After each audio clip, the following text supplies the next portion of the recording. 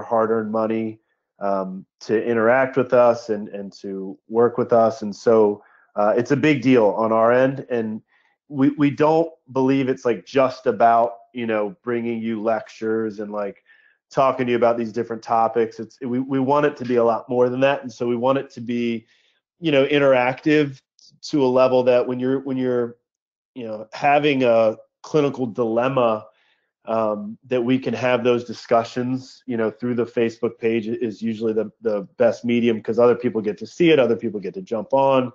We can share videos, we can share examples, a lot of peer-reviewed literature, bouncing back and forth articles, you know, is one aspect of it too. So I think leaning on us for that is important. We expect it and we actually enjoy it. So please don't ever think that if you're you know, asking questions or anything like that on there that you're bothering us, because you're not. We really want you to do that and get a lot out of it. So that's my 2 cents on that. And one-on-one conversations too. Like if you ever have something you just don't really want to post it on the main page, just DM, you know, whichever one of us. I'm happy to have phone calls and have conversations about your clinical scenarios that you're struggling with, or really, you know, any topic pertaining to musculoskeletal orthopedic rehab. Olympia, Washington. It's probably, you guys getting snow there right now?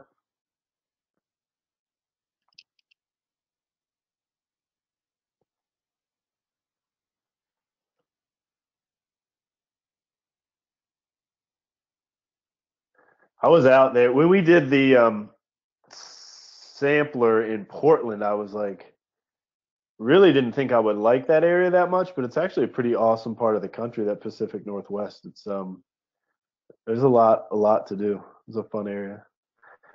Yeah,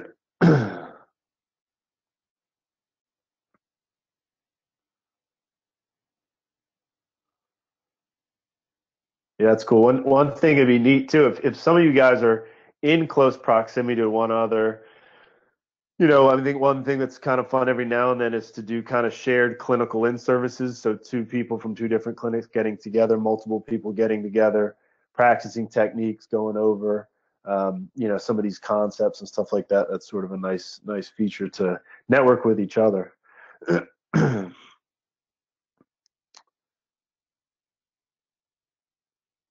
All right, cool. So are we good to start now, or you want to wait? You want to wait for a few more people? Yeah, I started recording because you were giving a really good speech there. I wanted to catch that.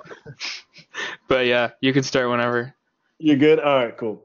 So, okay, welcome everybody. Like I said in that post earlier, January is shoulder month, and we'll do the exam, primarily talk about the exam tonight and different concepts that you might consider in your shoulder exam and kind of dive into that a little bit. And then treatment progressions will be the second session that we do later in the month. And I'm prepping a bonus lecture for you guys right now that is really solely centered around the physical therapist's role in the opioid crisis. And so my clinical work is actually primarily with an addiction recovery center. And so we go in and we treat patients who are suffering from drug addiction. We treat their physical impairments, and we treat, you know, we're the physical therapists, obviously, as they're receiving counseling and psych therapy, and a whole lot of other providers are there. But we feel like we play a critical role in that environment. A lot of these people have co-occurring musculoskeletal disorders.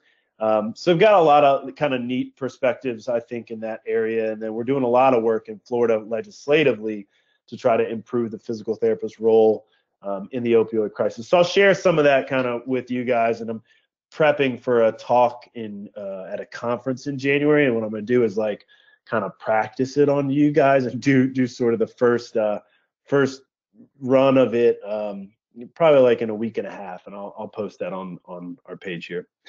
So let's get started. Let me see if this will work. All right.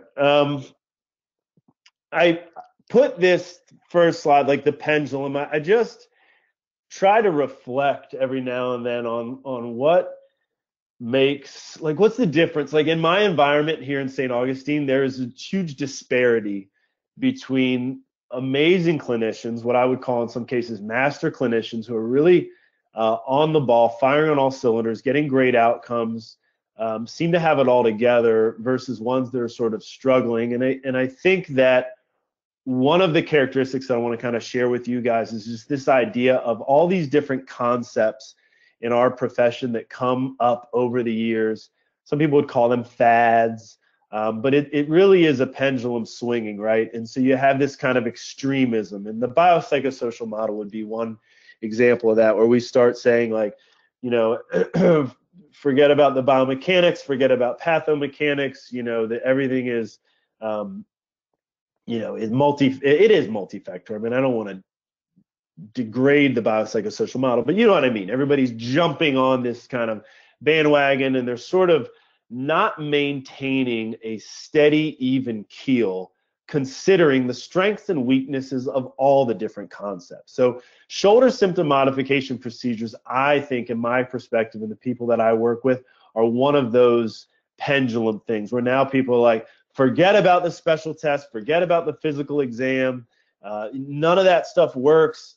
Imaging doesn't matter. People with no pain have pathology. People with pathology have no pain. You know, it's like, don't worry about any of that. Just focus on symptoms and how you can modify their symptoms and using the SSMP. I think that that's a mistake. I think that we need to just understand the strengths and weaknesses of every concept, be very as open-minded as we can, but at the same time not quick to jump on the latest and greatest fad. And so that's what I want to kind of do tonight. That's going to be the theme of tonight. What I'm going to try to do with everything that we talk about is highlight kind of where that would apply, where it would make a lot of sense, where a strength, you know, in that concept exists, and then where maybe a weakness exists.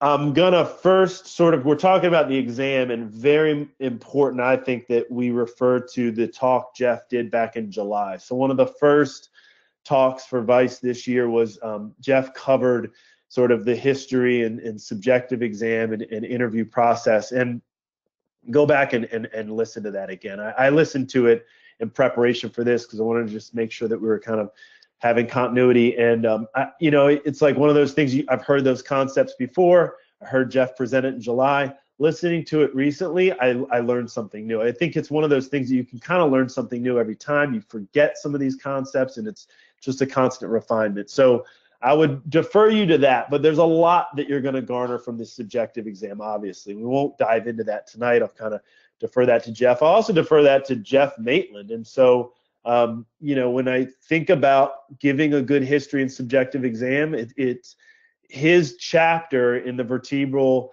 manipulation book is by far still today the best thing you can possibly read pertaining to the subjective exam. And it's not about what questions to ask, it's how to ask them.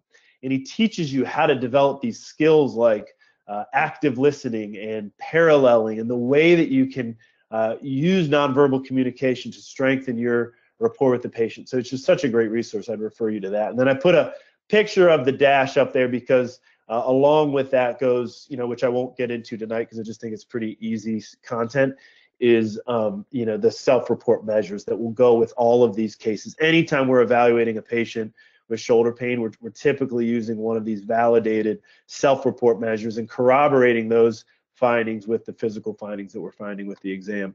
The other thing is then looking at their overall health profile. I would call it their health profile. So, you know, looking at like the type of stuff that we talk about with the APHPT group all the time, right? So sleep and nutrition and activity and just this overall health and wellness perspective that bird's eye view of the patient is so critically important. And the more that I've been exposed to that stuff with that group, the more that I've learned and the more that's really enhanced my practice. So I'll highlight tonight a few things that we've seen in the peer review literature that sort of correlate with shoulder pain when it comes to health.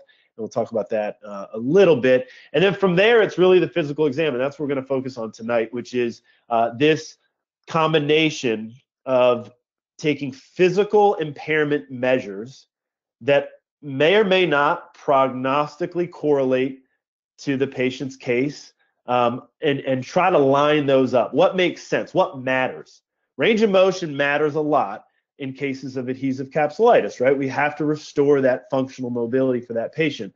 That will be one example. We'll cover some of those. The diagnostic exam then is still has merit.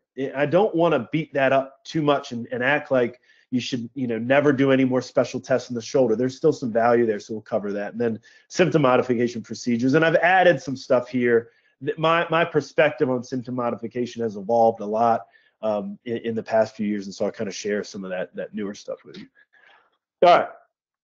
And stop me anytime. I think questions midway are good by me. I like you to put stuff in the chat box. I'll check on that periodically. Okay, so this is, I wanted to kind of make you aware of what's out there as pertaining to pain mapping. So pain mapping would be when a patient presents with shoulder pain in a certain location, can we deduce from that a diagnosis or some type of pathology? It's challenging, obviously, and I think we're always looking for ways to try to correlate somebody's location of their symptoms or palpable tenderness, with a specific diagnosis. And there's some data to support that. So this BIOM study is one of the earlier ones that looked at pain mapping. And so there's some flaws here. I don't want you to take this as gold, but they essentially had patients map their pain, and then they attempted to diagnose them with a variety of things, a lot of imaging, a lot of special tests. And we'll talk about the limitations of that in a minute. But it still gleans some valuable information for us. So on the top left, you're looking at people with impingement syndrome. So these patients will typically, on average, present with, in the red area up top, sharp shooting, stabbing pain proximally around the shoulder, and then it'll sometimes radiate down the shoulder to a dull and achy pain.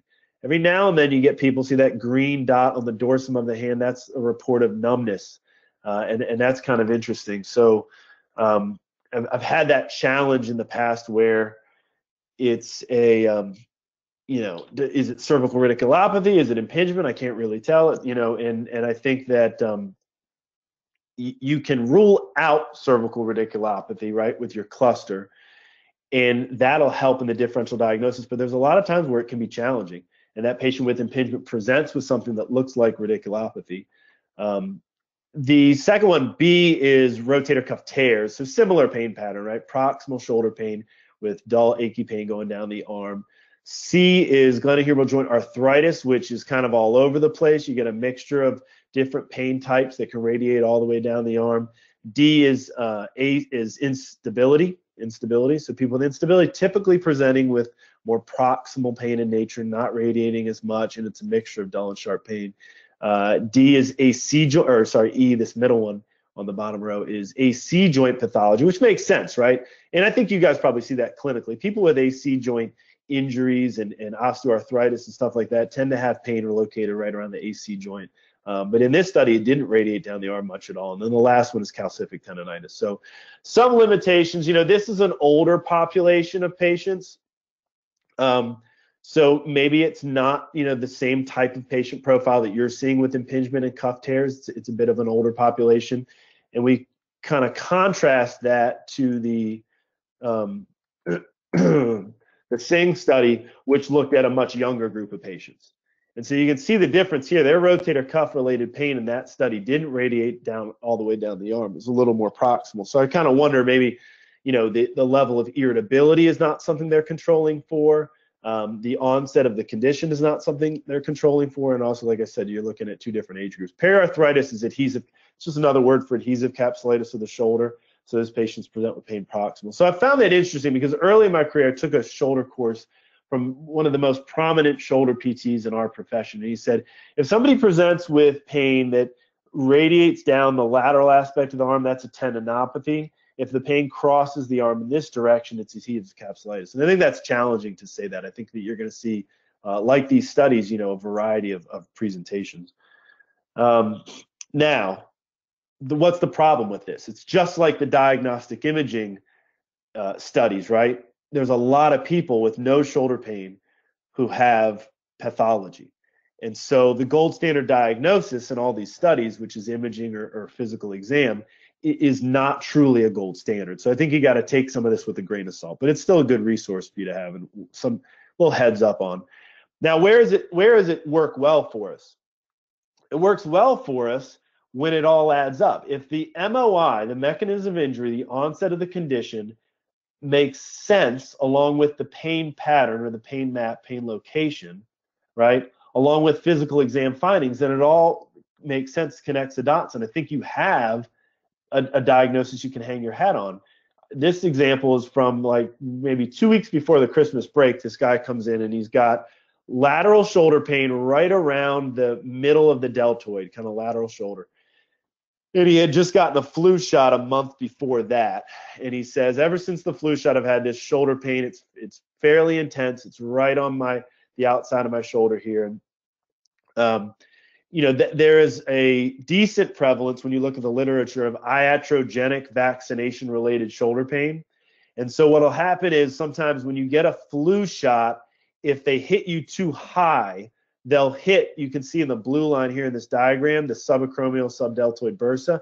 They'll hit that subdeltoid bursa, and they'll create an inflammatory response of a subdeltoid bursitis. And so that'll persist in some cases for months. That's just if I try shoulder symptom modification on this guy, I'm trying to see if I can relieve the symptoms in the clinic, and I can't. He's swollen, he's irritated. None of the movements that I'm able to take him through really abate his symptoms.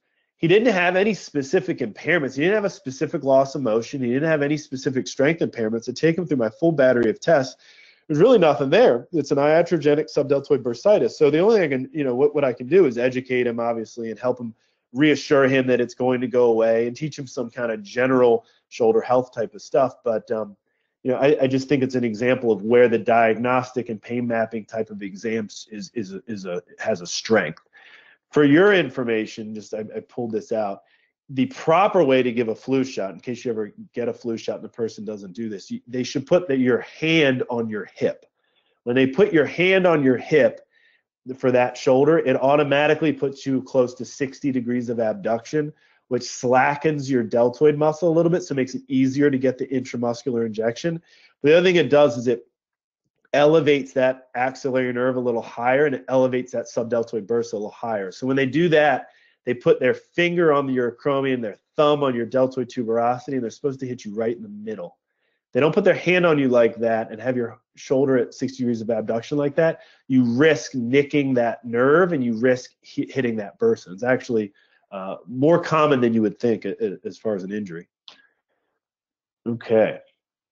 Moving along, health profile stuff. What pulls out in the literature specific to shoulder pain for health profile? It's really interesting how strong of a correlate smoking is.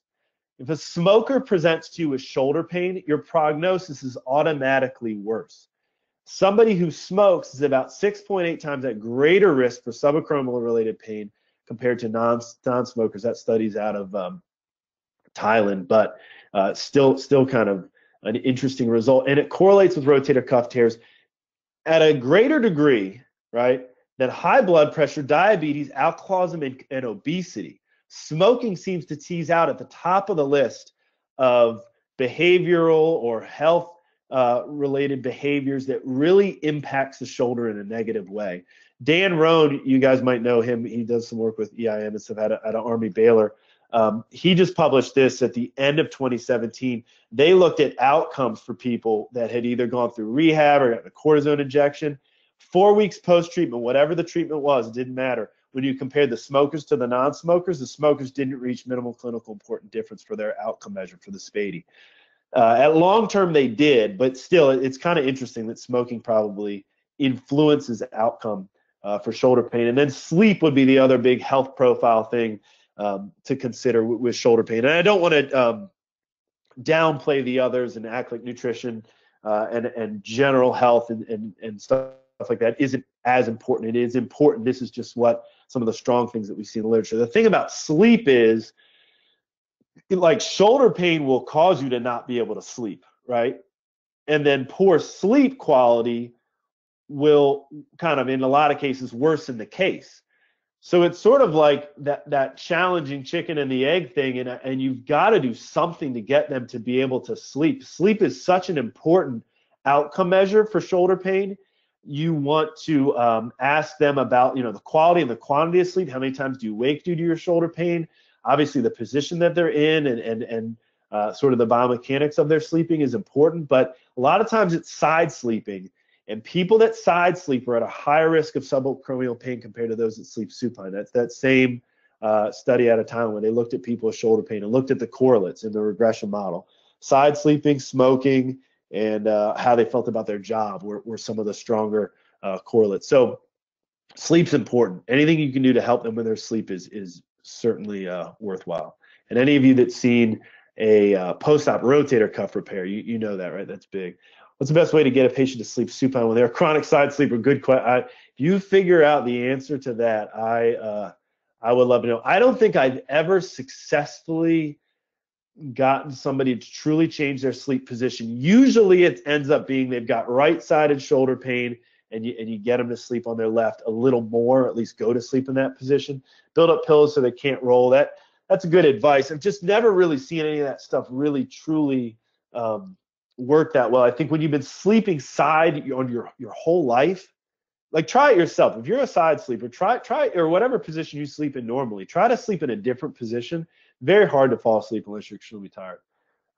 Tape bottle cap, sharp setting. Yeah, that's the doctor. You know, you learned that from Dr. Patla. That's probably the one thing you really took from the curriculum here is that she would like tape bottle caps or shells to people's shoulders and try to get them to not roll on it. I agree, that's crazy. I think I'm with you, Justin. I'm not taping stuff to people's shoulders. But Jeff, you probably have a different following. Your patients probably listen to you more than ours do. It's a good point. Wouldn't that wake them always and defeat the purpose? I'm going to keep going. This is a good conversation. All right. The impairment exam is the kind of, I guess, physical. This is what's in your wheelhouse, right? You are constantly monitoring and measuring impairments.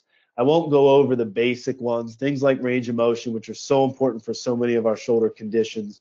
But I want to highlight some impairments. There's some tests that you might do that have kind of been relatively new in the literature.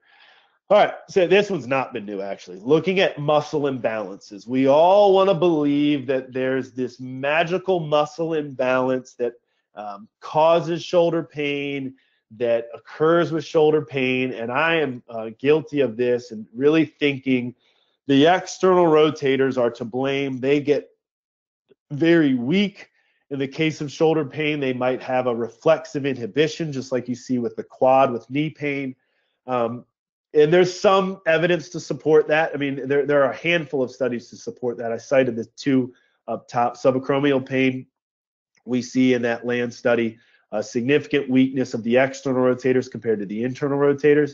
And then in a number of overhead athlete studies, we've seen that. Problem is, I would say the same number of studies show the opposite. They show a loss of internal rotation strength, or they show strength loss all across the board. You can't expect one specific muscular strength and balance. But what I would say is what's helped my practice a lot is really getting detailed in my assessment of isolated strength as best as I can, and using the handheld dynamometer, the microfet, which is the most overpriced piece.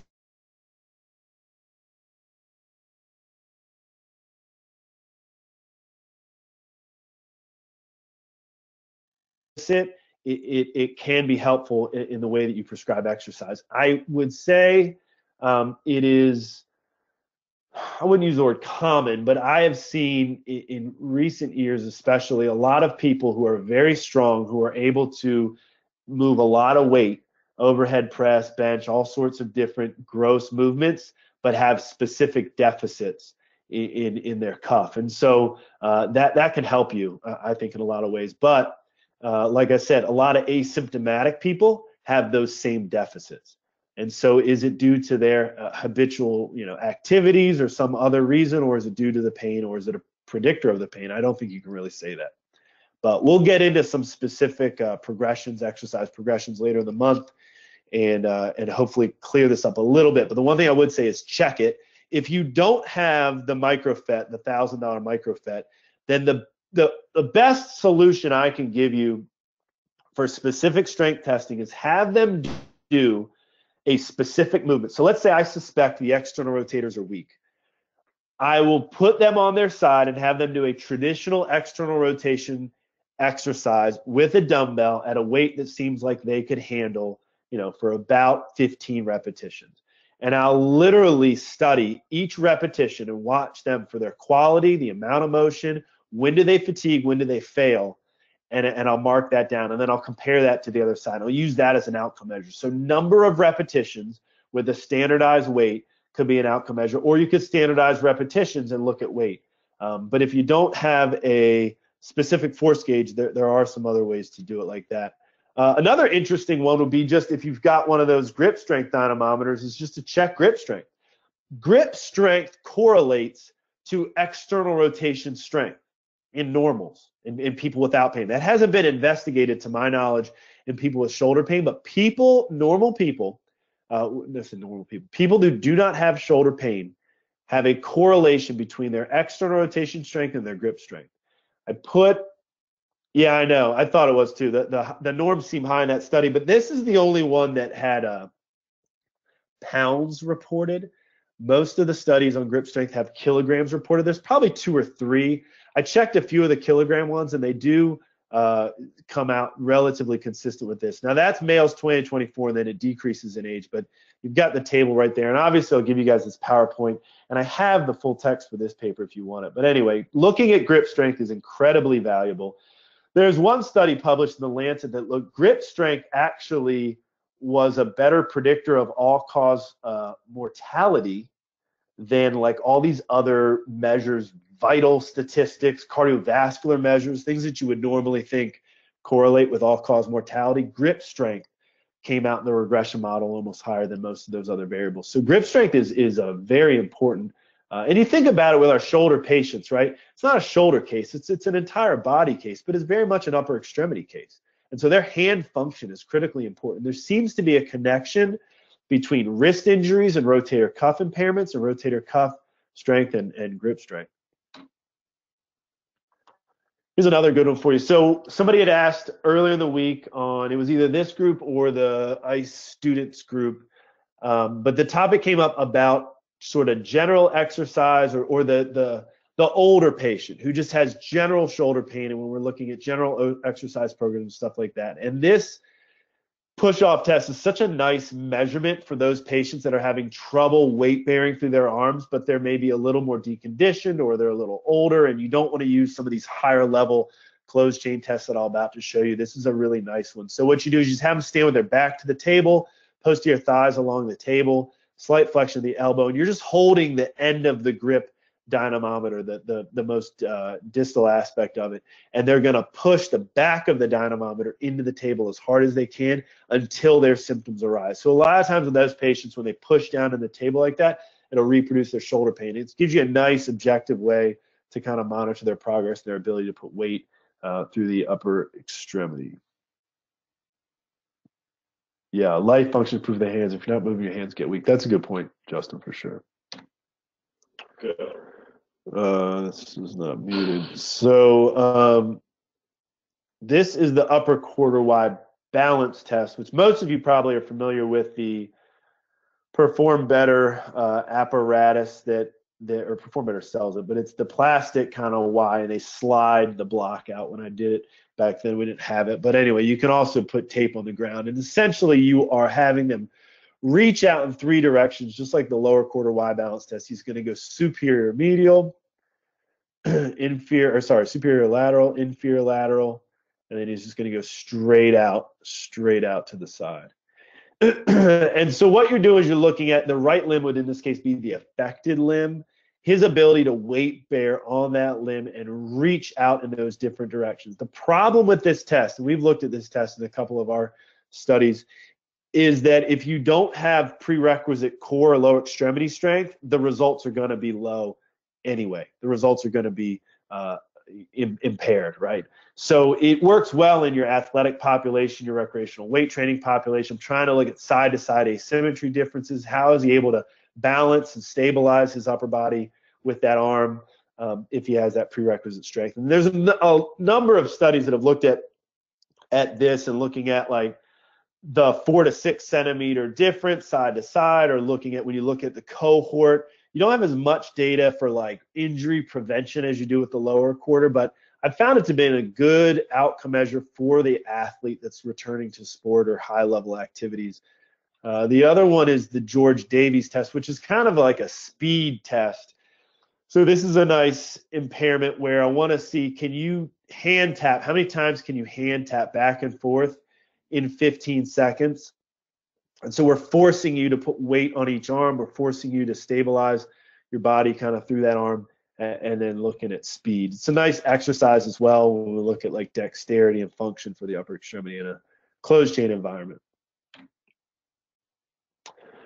Last impairment, thoracic mobility, which we're seeing more and more evidence emerge related to thoracic movements and how it influences shoulder function. You're seeing a whole lot of stuff on thoracic manipulation for shoulder pain and the efficacy of that. This is a very good outcome measure. I'll typically put the clinometer. So if you put your inclinometer right on the middle of the upper T-spine, like around kind of T6 to T8. I usually try to find the inferior angle of the scapula, put it right there, and then that can give you kind of a quantification of that rotation. She's kind of doing it with the hand behind the neck. You can also do FMS style, hand behind the lower back. You can have her sit back on her heels as well, however you want to standardize it, but it's a nice way to kind of quantify that rotation. Yeah, she's got good movement, I think. But I saw a guy today actually had about a 15-degree asymmetry, manipulated his T-spine right after that, gave him a bunch of active mobility, rotational exercises. You know, it's just one of those kind of start proximal, work through his T-spine and his scapula, and then start loading the cuff once he starts feeling a little bit better. All right, the diagnostic exam. So we've been beating up the diagnostic exam a lot lately, and I think that, and I've been doing that as well. I think that's a mistake. There's so many, you know, when we look at the shoulder and you look at shoulder symptom modification procedures, it's really about impingement syndrome and the problems with diagnosing impingement syndrome and how that's like a catch-all diagnosis and you've got so many different presentations. But the diagnostic exam is incredibly valuable for a lot of other conditions. Adhesive capsulitis, for example, right? We know if somebody present with multi-direction passive motion loss, and they have that end range reproduction of pain, we look at the irritability, they have limited accessory motion, and then the history makes sense, it all adds up. It looks like adhesive capsulitis a lot of times, right? The only other differential diagnosis you look at a lot of times with that is shoulder joint osteoarthritis. But that progressive worsening, that progressive stiffness, and then that MRI with, you see that in the axillary recess there in the inferior aspect of the capsule on that MRI, you see that pouch filled with fibrosis and a thickening of the joint capsule, you know, that's your diagnosis. So when we beat up the imaging studies on rotator cuff tears and shoulder impingement, we don't want to extrapolate that to all these other diagnoses. Glenohumeral joint instability is another one, right? I mean, you can feel an instability, and yes, sometimes people guard and you'll get a false negative, but a lot of times taking them through a battery of tests like the anterior apprehension and the sulcus and a lot of these different labrum tests, you can deduce or, you know, make an inference that somebody has an instability. It's going to completely change your management approach and the exercises that you prescribe. So still a lot of value there. You can see the metrics below. Specificity for the anterior apprehension test is pretty good. So it can rule in shoulder instability with a decent amount of accuracy. It is very hard to rule out instability with a negative anterior apprehension test because of the guarding, right? So that's the thing. You don't know somebody doesn't have instability when they have a negative anterior apprehension test. It's not, that test isn't very valuable for you in that case. Sulcus sign's the same thing. When it's positive, of course they have an instability. Specificity is very high. Sensitivity is not as high. You guys see that? Sensitivity is not as high because of the guarding, right? People will guard and protect the shoulder, and you'll get a false negative. It starts to get a little worse outside of those two. Those two diagnoses, adhesive capsulitis, glenohumeral joint instability, are probably your two diagnoses where the diagnostic exam really shines. When you start getting into labrum tears, it gets a little tricky because the labrum is like the rotator cuff. a lot of people have degenerative labrum pathology.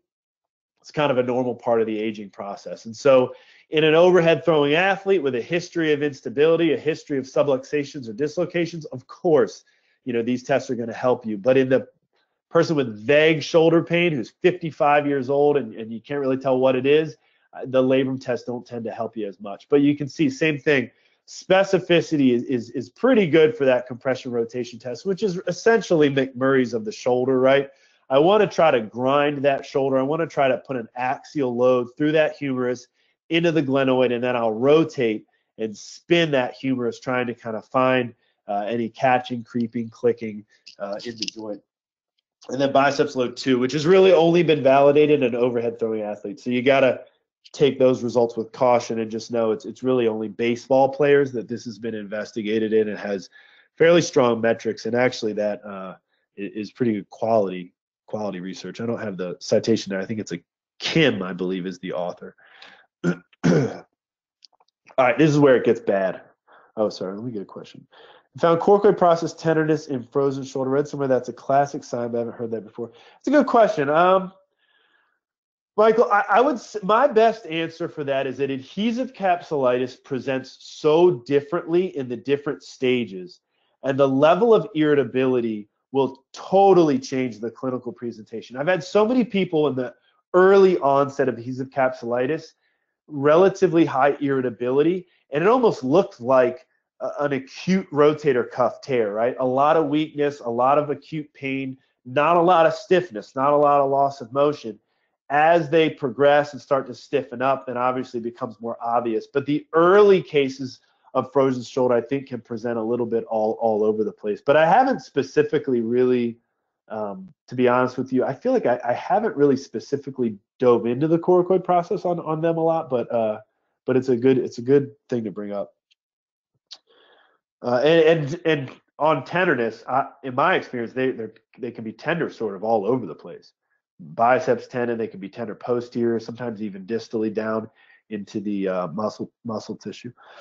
All right, the diagnostic exam for shoulder impingement kind of sucks. I'm presenting metrics that are all flawed, so take this with a grain of salt. It like Jeremy Lewis says, if you have ever seen any of his talks, if you haven't heard the Jeremy Lewis shoulder impingement talk from IFOMP last year, 2 years ago, Google Jeremy Lewis IFOMPT, IFOMPT. It'll come up, or just shoot me a message. I'll send you the link. It's an awesome test. But he talks about how these tests are really good at reproducing people's pain. They're terrible at telling you what tissue is at fault. And that's nice, Alan, thanks. And that is that's the issue here. So empty can tests, painful arc tests, yes, they have good metrics to try to rule in the condition. When you cluster them, it probably helps. Hawkins-Kennedy, I've never seen like a negative Hawkins-Kennedy in my life. Everybody's positive for Hawkins-Kennedy. So the Park study that I cite here is just not the greatest quality study. And it's the one that's looked at the cluster as a whole, but it's not, we don't have a lot to hang our hat on there. And then you can see external rotation resistance. The reason I'm presenting this to you, though, is because when you read research on rotator cuff pathology or shoulder impingement, this is the cluster they use. So this is the patient that was included in that study. Typically, they will have 3 or 4 out of those 6 tests positive. We'll review them real quick again. Empty can, painful arc, rotation resistance, ER resistance, Hawkins-Kennedy, near, and then tenderness at the site of the tendon. Most studies you see will use that cluster. And so if you're applying kind of results of a study to your patient population, just want to be aware of that. That's probably their inclusion criteria, and a lot of times that's what they use. So, all right. Now this is kind of what Lewis highlights in that talk, is that those tests all have questionable diagnostic accuracy. The quality of those studies aren't great. The tissues of the shoulder blend together fairly significantly, right? It's very hard to discern the supraspinatus tendon from the infraspinatus tendon, from the biceps tendon, from the joint capsule. When you dissect a shoulder, everything really is blended together pretty tightly. So the idea that we can isolate one tissue over another might be a little flawed. The other thing is, if you forget about the special test, take like the gold standard of imaging, that doesn't even correlate well with shoulder pain, right? So like 1 in 5 people have at least a partial rotator cuff tear, just in population in general, and only a third of those people actually have symptoms. Some of these studies are interesting. They will MRI both shoulders in a symptomatic and an asymptomatic people, or they'll just MRI a whole population of people. There's more common pathology in asymptomatic shoulders than there is in symptomatic shoulders. Twice as much pathology in asymptomatic shoulders as symptomatic shoulders. So the correlation between pain and pathology, you guys know that. I think we've beaten that up enough. Is certainly not there. And then the Grish study is kind of neat. They looked at all these men between 40 and 70. None of them had shoulder pain. And you see all the different MRI diagnoses. So when you read an MRI or you get a report of an MRI for a patient that has shoulder pain, you know, how much do you really concern yourself with pathology? It's a normal part of aging. I think when it correlates with the MOI, onset of condition, the history, and then all these other components of the physical exam we're talking about, then yeah, sure. Because you can't totally throw it out. It still has value, but you know, there's some limitations there. So this is the symptom modification procedure. This is kind of the way that Jeremy Lewis describes it, and I'll take you through kind of the classic way, and I'll show you some of the new stuff that we're playing with. So it is a reliable tool, but it has not yet been validated. So in other words, we don't know when you reduce somebody's pain with one of these techniques, whether or not they'll actually end up having a good, positive long-term outcome, or whether or not if you address their thoracic spine with the symptom modification procedures, whether or not they actually, in fact, respond positively to thoracic manipulation. We don't know that yet. So it's still in its infancy for all intents and purposes. All right, so here's how it works. Basically what you do is you have them do a movement that causes pain. Most cases, it's shoulder elevation. So somebody with what I think is impingement comes in, and he ends up having pain in the superior aspect of the shoulder around, let's say, 130 degrees of flexion, right? I would then write down 130 degrees, and I'll ask him his pain intensity numerically at that point. So he'll tell me when it hurts, and I'll ask him how much, and he says a 4 out of 10. So a 4 out of 10 at 130 degrees of flexion. Then what I'll do is I'll come in, and you're just going to cue him at first. You're going to cue him by just kind of giving him a little manual extension kind of mobilization to the thoracic spine. At the same time, you're cueing his sternum into a more extended thoracic posture, right? And then you'll have him elevate again. And then you'll notice symptoms. If he has a 2-point reduction on the pain scale, so you say, oh, now it's only a 2. Or he has it's about on average a 10-degree improvement in the flexion movement, then the thought is that he will benefit from thoracic targeted intervention. Interventions that target the thoracic spine, manipulation, taping him up into extension, exercises into extension. Right? There's so much more to it than that, right? But you're going to really target the thoracic spine. You might manipulate his ribs. You might work on rotation a little bit. But the idea is he has an immediate reduction in pain when I intervene through his thoracic spine. The other thing you can do is kind of try to actually mobilize him and be a little more forceful with the technique. So some people don't get it when you do the sternum thing, and you have to really kind of put your hands around their rib cage and almost mobilize them with movement as they're elevating that shoulder into flexion. A lot of people ask, how do you handle this with females? The same way you do any other type of manual technique with pillows and just avoiding breast tissue, obviously being respectful of the person, their modesty and all that. But it is harder. I don't typically touch females on their sternum. That's not something I've ever done in clinical practice. So a little bit of I guess, gender challenges with that technique, but I'm sure there's ways, maybe some people here can share ways that they've been successful with that. All right, thoracic spine manipulation. I want to highlight this. So I'm going to integrate these kind of other concepts into the traditional shoulder symptom modification procedures. A lot of people will get no change from that technique. It doesn't mean you shouldn't manipulate their thoracic spine. That is critically important. It's the issue of not being able to really get in there, not really being able to reproduce the same effects that you can with a manipulation. There's the issue of the only looking at the flexion movement, and maybe it's other movements that we're not able to look at with the thoracic technique. So it doesn't mean that we shouldn't manipulate the thoracic spine. There's a strong body of literature surrounding the idea that thoracic spine manipulation is effective. It helps reduce pain in people with shoulder pain. But when we look at like thoracic manipulation versus sham manipulation, when we look at the type of messaging we give the patient with thoracic manipulation, this is going to totally help your shoulder pain go away versus we don't know if this is going to help or not. It tends to not really matter.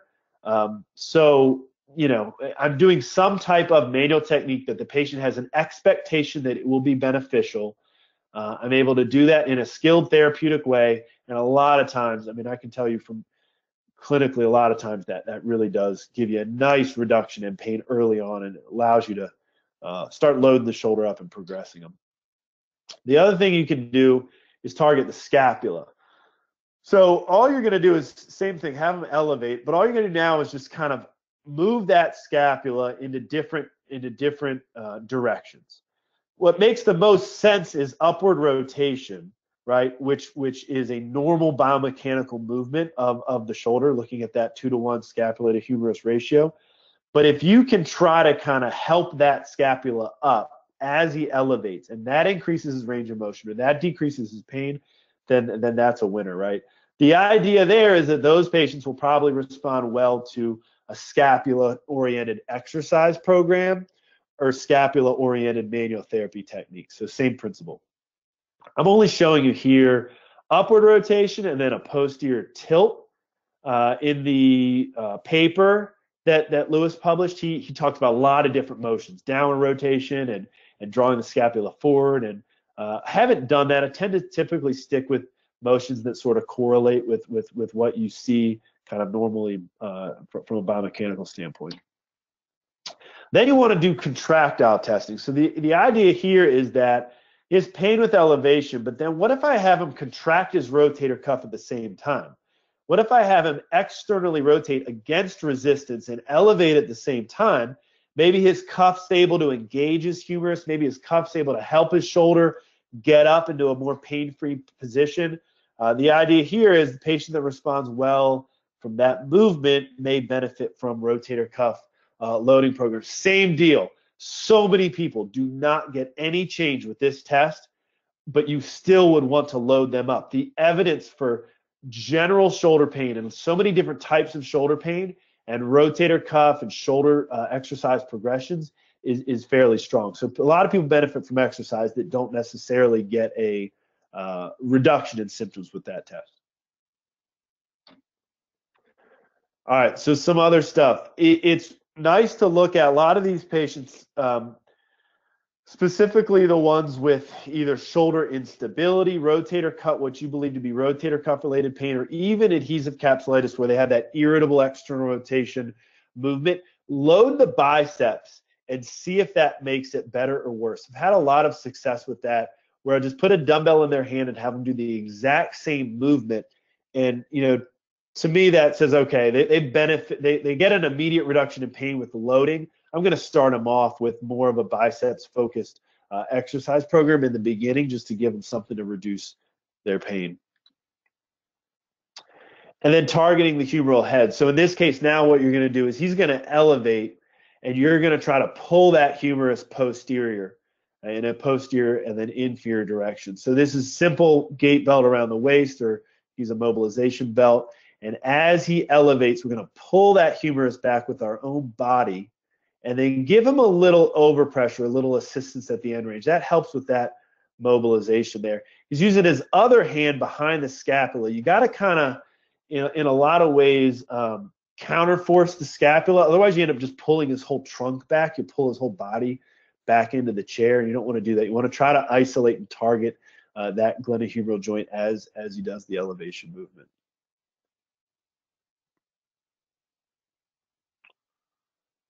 And this is great as a treatment and an intervention. So a lot of people with stiff shoulders, right, will come in and just mobilize them into flexion. The way Mulligan teaches it, he has them elevate and he'll pull back, and each time kind of go a little further into the range for 10 repetitions, kind of respecting their irritability. A lot of people that will get less pain when you apply the belt, apply that posterior glide. Looking at manual therapy of the shoulder and the multimodal approach, I just think it's very valuable early on to apply a lot of different manual therapy techniques to the shoulder joint and see which movement they like, see which movement gives them an immediate reduction in pain. When we look at manual therapy, we combine manual therapy with our other interventions across the board. The Sturdy paper is a large systematic review and really shows quite confidently that manual therapy is helpful when we combine it with exercise. That's just a standard inferior glide right there. Absolutely love this posterior glide. You guys have probably heard me talk about this before, that the prognostic ability of this posterior glide never ceases to amaze me. So somebody comes in with external rotation pain or limitation into external rotation, pull that shoulder out, pull them laterally, push back posterior onto that proximal humerus and just hold that. Hold that. That Johnson study, they found a pretty significant improvement in external rotation mobility, people that had adhesive capsulitis compared to an anterior glide. So it's a nice way, but they'll tell you right away, they'll say, that feels much better when you apply that pressure like that. And to me, that's helpful, obviously helpful information. All right, last one is new stuff that we're seeing. This is exciting, getting kind of past the traditional manual therapy and exercise stuff. So most of you are familiar with mirror therapy that you would use for like complex regional pain syndrome, and you're seeing it now for a lot of other conditions. But this study by Adrian Lowe that they just published in last year, at the end of last year, they looked at the immediate response of mirror therapy for shoulder pain. So people coming in for the evaluation, like in this case, the right shoulder is the painful shoulder, right? You put a mirror that blocks view of that right arm, and she lifts her unaffected shoulder, right? The shoulder that is completely not painful, her left. She lifts that into flexion for 10 slow repetitions. On average, it took the patients about 3 minutes to complete the 10 repetitions. I think that's very important. These are slow, purposeful movements with a lot of mental focus, right? I mean, the whole thing about mirror therapy is the cognitive aspect of it. So you've got to have them focus on that shoulder, really in intentional movement. And immediately afterwards, they saw significant improvements for flexion, active pain-free flexion, resting pain level, and pain catastrophizing levels. And I think fear avoidance was the other outcome measure. The only one that met minimal detectable change, so we look at error levels, was active flexion. But it's kind of neat. I think that's another great kind of trial treatment, right? I just want to see what happens when we apply this mirror therapy to your unaffected limb. What happens when you do this? Is there an immediate improvement? So it's the test-retest model is really what this is all about. Symptom modification procedure is nothing new. Anybody that's taken like a Maitland course or a Mulligan course, I mean, that's the quintessential point of all this stuff is trial treatment, right? Objective measurement before, trial treatment, and then objective measurement afterwards, and see what works. I think what it creates for you, this is powerful stuff, right? When a patient comes in and I tell them what I think their diagnosis is, and I tell them what I plan to do, and I tell them how many people this has helped in the past. I tell them all about the research. It doesn't mean crap. People don't care about what you're telling them, I believe, in my opinion, as much as what you're proving to them. So if I can physically abate your pain in the clinic on visit number 1, I can give you an immediate reduction in symptoms by doing something physically to you or having you physically do something. I think that builds confidence, trust, it enhances patient expectations. You know, right, within session change is going to give you carryover for between session change, within and between session change for low back pain and neck pain. We don't have this evidence for shoulder pain yet, but for low back pain and neck pain, within and between session change gives us incredible prognostic value for long-term change. So visit 1 and visit 2 are so critically important, And I don't think you can sleep on, I personally have had challenges when I'm slow to get things going. I give them a general loading program. I start loading them up. I teach them all this stuff, but I didn't do anything to give them an immediate reduction in pain. I think long-term outcomes, that hurts us a lot. The last thing I'll leave you with, the Rachel Chester study, which is open access in BJSM. By the way, any paper we've talked about tonight, do not hesitate for a second. Send me a little request, and I'll get you the full text of it. I have pretty much all of these. Rachel Chester published a landmark study in BJSM looking at the prognostic factors for patients presenting with shoulder impingement. And so long-term, who gets better? What are the characteristics of the people that get better? They looked at all the physical aspects of the biopsychosocial stuff. The expectation that the physical therapist would give you a full recovery, right? The expectation that the physical therapist would give you a full recovery was the strongest variable, the strongest prognostic predictive variable. So I think that's, I can influence that, right? I don't look at it like people come to you and what they expect is what they expect, and there's nothing I can do about it, right? They either expect to get better or they expect to not get better. They're either depressed or they're not. I wouldn't look at it like that. I look at it like, during visit number 1, I am going to shape this person's expectations. I'm going to give them so much positive confidence in me as a clinician, and that's going to, enhance outcomes. Doesn't mean you shouldn't listen to them and listen to their goals and understand what they want. And I mean, all that obviously is a prereq. Like I said, Jeff's early talk is a prereq to all this. But I just think there's something to trying to enhance the patient's expectations. There's definitely something there. So it's so different when things are off to a good start. Yeah, that's true. That's true.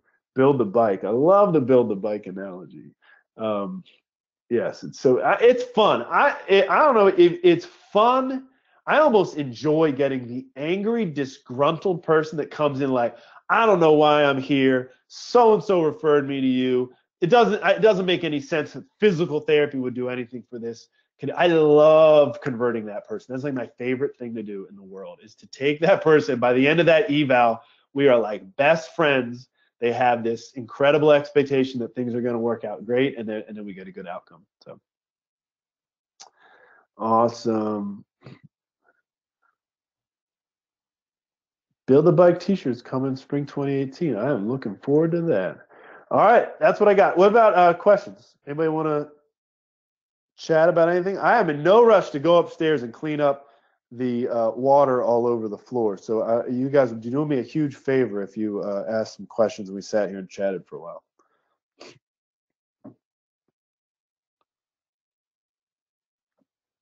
Thanks, Zach.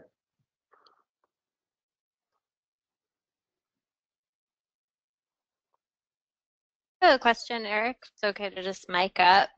Yeah, please do. Can you hear me? Yes. Okay, cool. Do you just pick the most painful motion for the person? And sorry if you covered this. This is the first time I've watched live in a while. I'm trying to keep up. So if I have a lot of people that come in and they kind of do an awkward twisting, if I kind of reach back and sort of do this, it really hurts.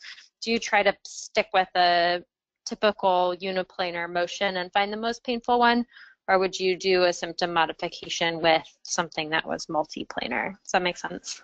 Yeah, I mean, I think it's hard. It gets harder when you're out of that flexion position to start moving the T-spine around, all that. But it doesn't mean you couldn't do it. I mean, I honestly haven't done it a lot, but it doesn't mean that you shouldn't. I feel like there's a lot of value. I'll tell you the one guy I had today. So he's got pain with elevation, but he also has painful ER.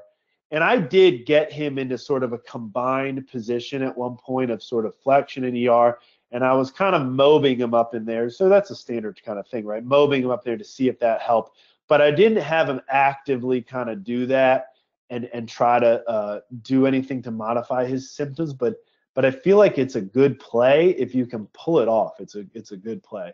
I would typically look at flexions, and if it's not painful and they have one of these unique movements like you're describing, I'd probably try to see what I could do to to move things around while they do it.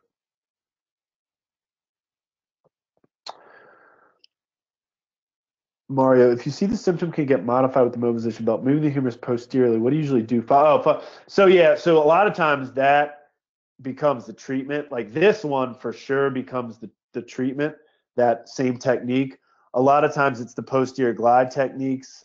A lot of times I will start to mobilize them inferiorly and posteriorly at progressive angles. So if they're laying supine, right, and you grab the proximal humerus and push it sort of in that inferior, you're standing at the head of the table. You're grabbing their humerus. You passively bring their arm up over their head like that, and then you start pushing it in an inferior and anterior directed manner. Does that make sense, Mario? If I could, it just makes me think. What I kind of want to do now is a PT on ice on a few different shoulder mobs. That'd be probably good. But anyway, it's progressive flexion and mobilizing that proximal humerus in an anterior inferior direction, typically for that one. Quick ways that you found to rapidly improve pain stiffness with Apley's IR reaching up behind back.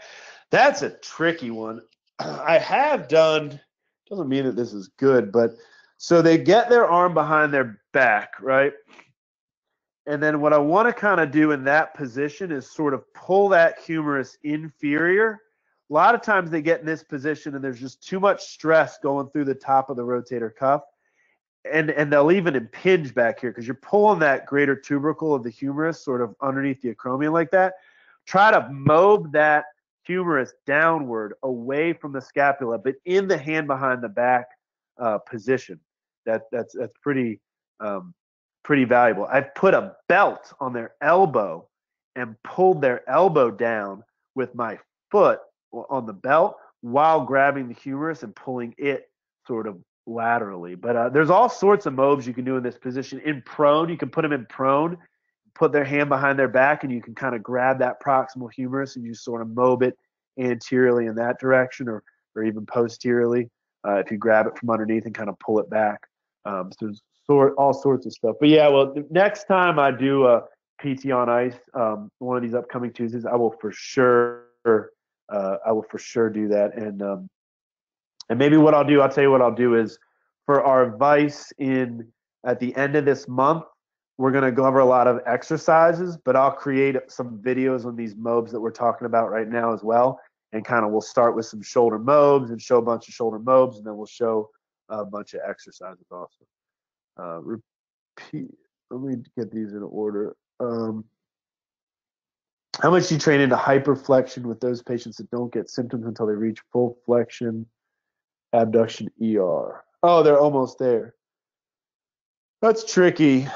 I mean, it's incredibly important. I always remember this guy that was like, I'm so strong down here and everything else, but like I can't get, I was on a flight the other day and I couldn't get my luggage in the overhead compartment. I'm like, crap, man, like I'm still lacking that I haven't really addressed that last 15 degrees or 10 degrees of kind of overhead movement. That's so incredibly important. I think if the irritability will allow you, getting that symmetrical, right? I mean, I do want symmetry in that overhead motion as best I can from a manual therapy perspective, but then exercises, dumbbell in the hand, overhead shrug, right, for the upper trap, dumbbell overhead pressing type movements, overhead carries is so incredibly important.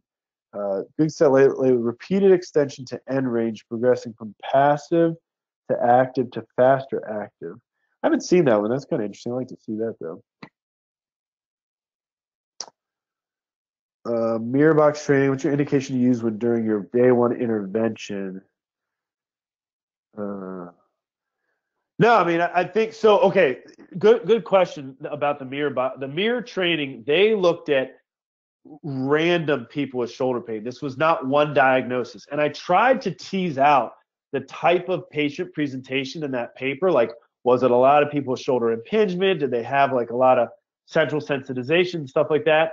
And they didn't really control for that as an inclusion. It was just literally if you had shoulder pain that was above, I think, a 3 out of 10, and you had to have some type of a limitation in active flexion, and you had to have some type of limitation in your functional outcome measure. But it was across the board. Lots of different people with probably lots of different types of shoulder pain. So it's new. I've just started doing mirror work on people with shoulder injuries in the past probably year and a half. I've done it with post-op cases. I feel like a lot of those post-op cases it's just they're not used to moving it. It's a lot of fear. There's just a huge cognitive component to it. So those I think are good cases to apply that to. Obviously, anybody with central sensitization. I think anybody with persistent shoulder pain, it makes a lot of sense too. But I love the idea of integrating mirror training. That's not typical progression for graded motor imagery, so it's unusual that way. I'll send you the article. They talked about that. They talked about mirror. It's a really nice discussion section in this paper when you read it, because they talk about how mirror therapy early on creates a window for graded motor imagery and exercise progression and all the other stuff. So they give you a nice context of how you might apply it clinically. So what I'll do is I will send it to Alan, and he can add it to the Dropbox file that I think we'll send to you guys. Other questions? I miss any? Nice. Posterior glide during abduction flexion. Yeah, I'll put the pain mapping. Pain mapping, mirror therapy. Actually, I have more pain mapping ones than the ones we presented. I'll put them all in there. They get a little crazy, and some of them look at dermatomes. They're a little older. It's hard to discern. You have a C6 dermatome pain, which goes all the way, from the proximal shoulder all the way distally. It's like, how much does that really help me, see how that patient's going to present? But I'll put all those in there: pain mapping and then mirror.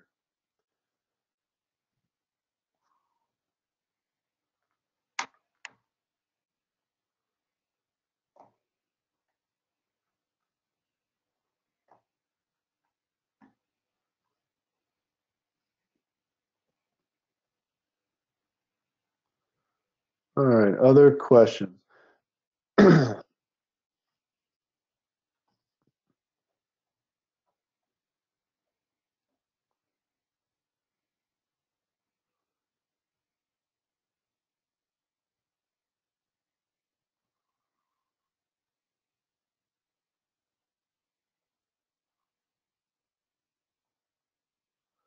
All right, just making myself a note. I'm going to do a bunch of shoulder manual therapy videos for our January 23rd talk. And I'm going to put those papers that we talked about. Anything else? Any other questions or discussion points? If not, Facebook's a great communication tool for us here. Feel free to shoot anything on there. I would imagine you guys all have my email. I'm Eric. I have an ICE email. Actually, Alan, what's my ICE email?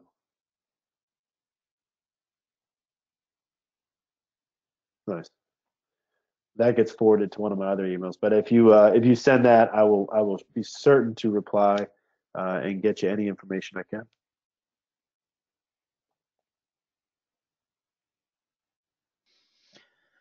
Cool. Well, if no one else has any other questions, we'll wrap it there, and I'll get this up in the Dropbox folder along with the slides and all the other resources that Eric talked about. Well, awesome. Thank you, guys.